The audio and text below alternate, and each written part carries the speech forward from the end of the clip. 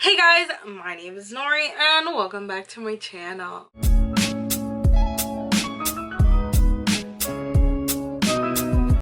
So today we are going to be doing our August newest releases. I don't even know what to call this video. Hold on. It's going to be my August most anticipated releases. So these are all the books that are coming out in August that are brand new and that I've got my eye out on. Now, there's quite a bit of books. If you do not know, every month it's like 40 plus new books are coming out, whether if it's thriller, horrors, children's books, adult, romance, sci-fi, fantasy, everything. We always got new releases coming out and I feel like it gets clogged up. So I decided to make my own anticipated releases for this month. So if you have similar reading tastes or if you kind of just want to know what's going on, then you can watch this video and enjoy all the books that are coming out and take out your Goodreads or just regular notepad. God, I sound old. And just write things down. So without further ado, here is my most anticipated releases for August. So the way that I'm going to be doing this is by dates. Now we have a lot of August 4th and August 18th. So I'm just going to put the date up here and then I'm going to show you guys a picture and give you guys a quick summary about it. So the first one, it is going to be The Black Kids by Christina Hammond Reed. And this follows a wealthy black family between the riots of Rodney King, which he was brutally murdered by the police in 1991. But this book is based off of 1992, so it is actually based on true events, but it's still a fiction story. It is compared to The Hate U Give, which is a very popular book, and I cannot wait to pick this book up. The next book, it is Midnight Sun by Stephanie Myers. Y'all, this is the 5th book in the Twilight series. Technically, it's a prequel to Twilight because this is the perspective of Edward, and by the looks of it, it's supposed to be very dark and intriguing. Y'all, you know I stan Twilight for life. I've been a Twilight stan practically all my life since the books came out, and that is not going to change, so I'm so excited. Again, this is an August 4th release. So the next book, it is You Had Me at Hola by Alexis Daria.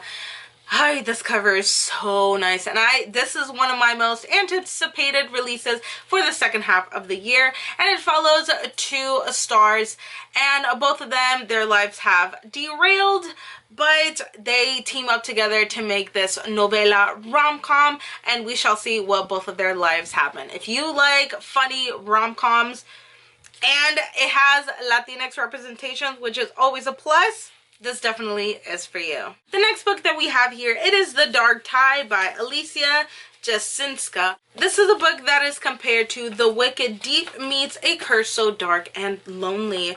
And this is about a town who has a queendom, and this town will get flooded if they don't sacrifice a human boy to, I guess, the ocean or the tide. Now, Lena is convinced that her brother is going to get chosen, so she offers herself up to the witch to be sacrificed. So they both have to wait for the full moon, but they find themselves falling in love with each other. So this is a sapphic fantasy, and with this cover and that synopsis, I can't wait. Next book that we have here, it is Bare Necessity by James Goldburn, and this follows a father-son duo. Danny is a father and Will is a son, and Danny lost his wife, so now he has to take care of the son, but the son is shutting down and he will not talk about the grief until the dad loses his job and decides to take up a job as a mascot.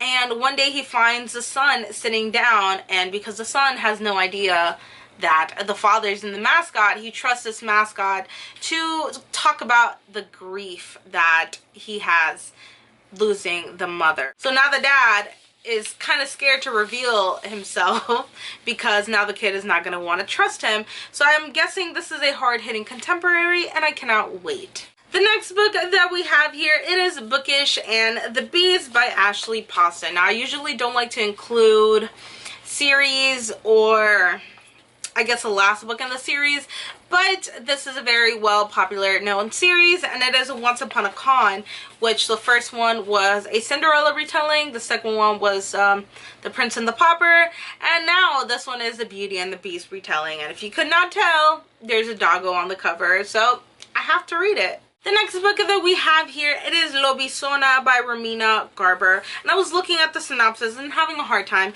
but I will try to explain it as quickly and as easily as possible. So this story has a lot of Argentinian folklore, and it follows Manu and her family, which they're all are undocumented immigrants that they move to Florida, Miami. But something happens, ICE gets involved, and now she is on her own, and she's trying to find out about her family history. But when she goes in deeper, she finds out that her whole life is very complex, and she might be part of this curse. So I was super intrigued. This cover is gorgeous too, and I cannot wait to pick this up. Next book that we have here, it is Vanessa Yu's Magical Paris Tea Shop by Rosalind Lim. And I know this has another book previously, but I believe that you can read it as a standalone. I'll post a picture up there. Both of the pictures are super cute. And this follows Vanessa, and she has always had the gift of reading people's fortunes and futures by reading their tea leaves. And in the day before going to see her matchmaker, she actually finds out her future and that she is going to die in a tragic car accident.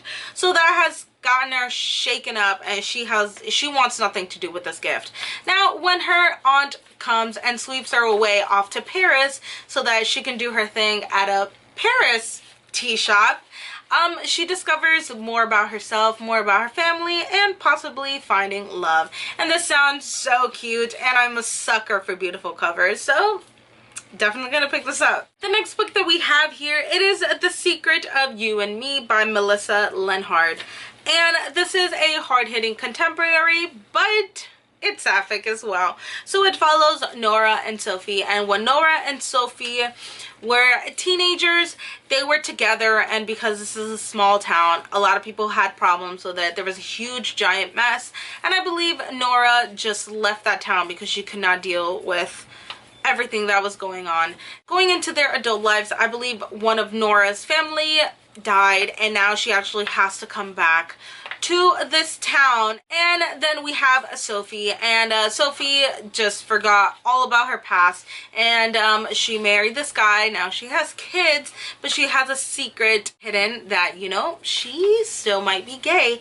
But when Sophie and Nora see each other for the first time since their teen years, something happens, y'all. I am really interested in reading the story. No disclosure on why, but things probably get intense, and I really want to see what happens in this story. The next book that we have here, it is Set Fire to the Gods by Sarah Rosh and Kristen Simmons. And this one, there's a lot going on, but all I know is that somebody was comparing it to Avatar: The Last Airbender, and I was like, give it to me. So this follows Matic and Ash. Matic is a street fighter, and he's from the streets, and he's just trying to get by. And then we have Ash, which is a warrior princess from the line of gladiators.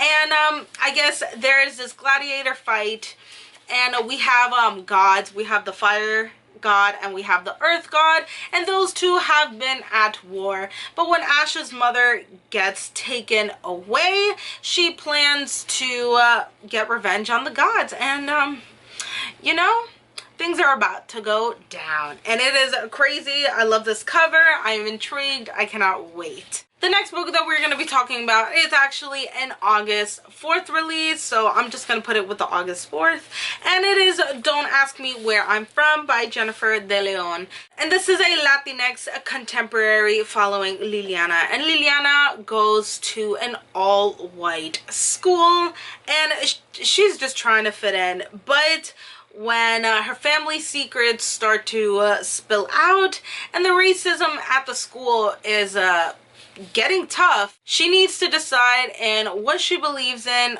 and will she take a stand to that. This is a powerful contemporary featuring Latinx characters, and it is own voices too, which we absolutely love, and I cannot wait to read the story because I keep saying that, but it is true. This is my most anticipated releases. And the last book for August 4th releases, we have Paola Santiago and the River of Tears by Taylor K. Mejia, and this is by Rick Riordan Presents. We love Uncle Rick because what he has done is absolutely incredible. So this follows Paola, or Pao, and she is a huge science nerd and she loves space. But because of her culture and because of the stories, her mother has always told her to stay away from the river because if not, La Llorona will get you. And every Hispanic kid has heard of the story. La Llorona will take younger kids underwater and disappear them. So when Paola and her best friend go stargazing near the river, guess who takes Paola's best friend? La Llorona. And now she has to go inside the rivers and navigate through the river of monsters and go to this realm to get her friend back. And I am so excited to read the story. You guys know that I'm obsessed with middle grade now, and I cannot wait to read this. So the only release that we have for August 11th, it is Star Daughter by Shveta Thakkar. I'm sorry if I butchered that. If you know how to pronounce it, please let me know. But first of all, this cover is beautiful, like insanely beautiful. I need to display this on my bookshelf. And this story follows Shital, and she is a daughter of a star. Yes, an actual star. So when she was younger, her mother returned to the sky as a star, and Shital accidentally releases her star magic and puts the father in a hospital, but the only way to save him is with a star. So in order to save her father, she goes into this quest into a star court and win this competition, and this competition actually determines who is going to rule over the heavens and everything. And for that, she actually has a chance of saving her father, or if not, she will forever be stuck up there and never come back to the earth, y'all. This synopsis sounds so good, and I literally cannot wait to have this in my bookshelf, y'all. I swear this is gonna be displayed.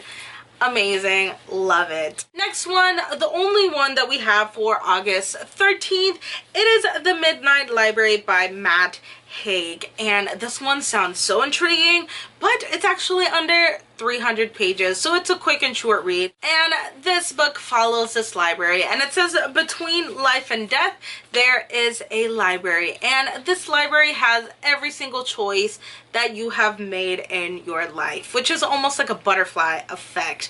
Now we follow Nora, and Nora finds this library, and she actually has the option of switching her life, or going back, or switching an incident to make a brand new life. But what this does is she goes back to her memories and sees, you know, the importance of life and choosing what is worth living or just leaving everything alone. This sounds so intriguing and so deep, y'all. I am excited to read this. Plus, under 300 pages, it's always a plus. So the next book that we have here, it is The Switch by Beth O'Leary, and this follows Eileen and Lena. Eileen is 79 and she is sick of being 79, and Eileen is in her 20s and she is sick of being in her 20s. So when something happens with Lena's job, she decides to go back to her grandma's place for a 2-month sabbatical, and they realize that they're so sick of each other's life that they decide to trade places. Now, Lena is going to stay in Paris and London, and Eileen is gonna go live in Yorkshire. And we follow these two timelines, and I've already read a book by Beth O'Leary and I gave it a 5 stars. So I know that I'm going to absolutely love this book, and I'm excited to read it. The next book that we have here, it is Loathe at First Sight by Suzanne Park, and this follows Melody Jew, and she is a game developer, but right now she's kind of stuck and she has no ideas and she is not going absolutely anywhere.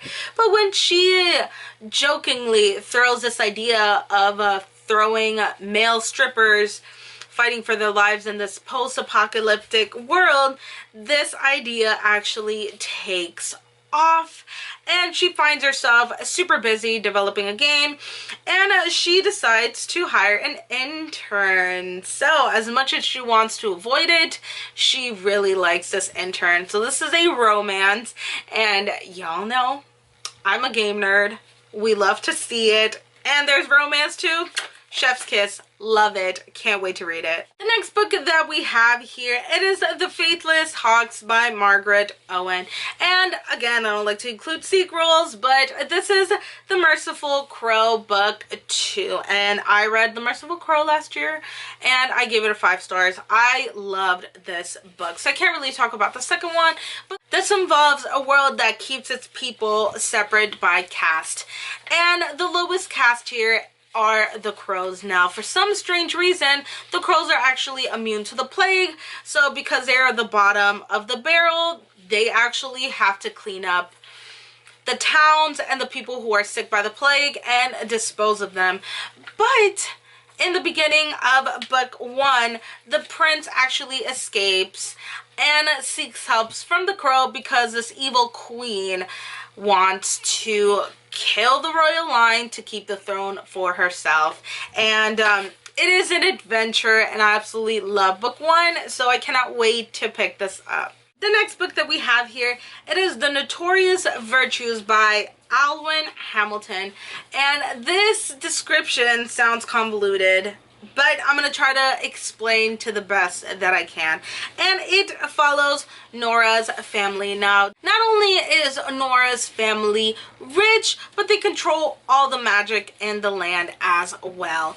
Now, Nora has always been an outsider in the family, so I'm guessing she's not very much liked. Now, one day when her mom ends up dead in an alley, this actually starts this whole event because now the throne is up for grabs. Now this tosses Nora and all of her cousins into this ultimate magical competition to see who's going to end up at the top.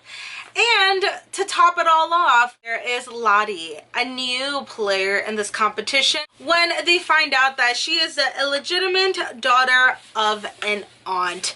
Now, because of this competition, secrets arrive, and now Nora has to figure out what to do and what happens if she finds out that her mother's death was not actually an accident. So I know there's a lot going on, but all I heard was a magical competition.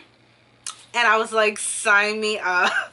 And the last book that we have for August 18th, it is Ikenga by Nnedi Okorafor. Now, this is super exciting because now this is Nnedi Okorafor's first middle grade fantasy sci-fi. And it follows a boy named Nandi. And I'm pretty sure this is set in Nigeria, and Nnamdi has had a great life because his father is a chief of police. Now, when the top crime boss actually kills Nnamdi's father, Nnamdi vows revenge. But what is a 12-year-old boy going to do? He can't do nothing. But he finds this magical object that gives him superpowers. So now he is going to take revenge. But first he actually has to learn how to control his powers. Again, this is a middle grade. Nnedi Okorafor is a beast at storytelling. I love her stories and I cannot wait to pick this book up. Alright, moving on to the last and final date, which is August 25th. And the first book that we have here, it is Where Dreams Descend by Janella Angeles. And this one, I don't even know how to describe it, y'all. Hold on.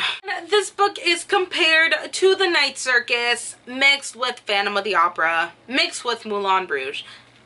I love it. I want it. So this follows 3 magicians and they are all inside of a game / competition to see who is going to be the headliner of the Conquering Circus.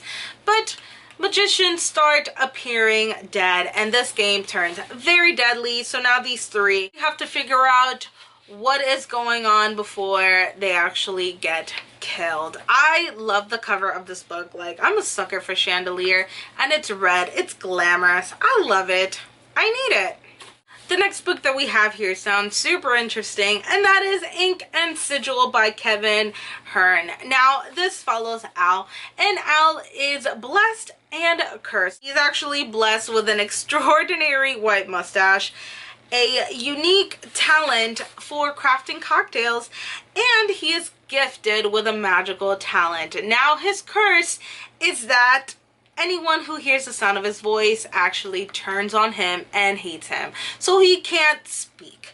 Now, when his apprentices keeps dying on him, and the last apprentice who dies was actually into a very dark organization of a crime, he actually has to play detective to see why they keep dying and what was up with his last apprentice, while dodging all of the other detectives who blame him for all of his people dying. So this takes us underground to a magical realm in Scotland, and he's going to need the help of a hobgoblin to find out the secrets. I know it's a lot, but it sounds super interesting, and I cannot wait to pick it up. The next book that we have here, it is Now That I've Found You by Christina Forrest, and this follows Evie. And Evie Jones is said to be the hottest Hollywood star until her best friend actually ends up blacklisting her in an incident. Now, the only way that she can think of getting into Hollywood's radar again is that if she presents the award to her very famous grandmother, which is a huge actress. Now, the problem is that the grandma is a very reclusive person and has not been seen in 20 years. Now, when she tells the grandma about this award, Grandma actually disappears a couple days before this award. So she ends up inviting Milo, which is the last person who saw her, and he is a very cute musician. So they are actually on the hunt to finding a grandmother. And I know that sounds hilarious, but I'm guessing this is going to turn out to be funny, heartwarming, and romantic as well. And the cover is beautiful, so I can't wait to pick it up. And the last and final book that we have for August, it is The Wedding Date Disaster by Avery Flynn. And this follows Hadley. And Hadley just wants to get away from her family because her family is a lot to handle, and me coming from a big family, I 100% understand. So when she has to travel back to Nebraska for her sister's wedding, she takes on her best friend because that's the only way that she is going to be able to survive her family and all of these events planned. But when the best friend actually can't make it, he sends his twin brother Will. But Will and Hadley do not get along. They actually hate each other. So it was supposed to be a very easygoing. Will actually makes things very complicated and signs Hadley up for every single family event. And since they hate each other, it's going to be a disaster. But since this is a romance, it's going to be a hate to love romance, which I absolutely love. You know I'm trash for that trope. And I am very looking forward to hopefully another hate to love favorite. Alright, y'all, and that is it for all these 25 books.